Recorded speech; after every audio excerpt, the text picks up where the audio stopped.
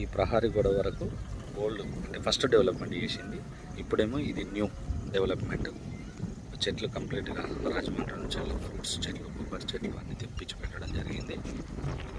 Total development. ప్రతి ఒక్క ప్లాట్లో చెట్లు.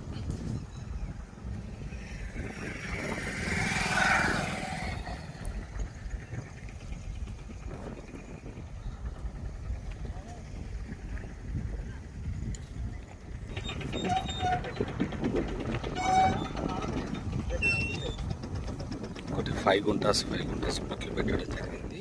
ఈ 5 గుంటాస్లో 15 చెట్లు, కొబ్బరి, జామ, మామిడి, దసరి అండ్ సపోటా,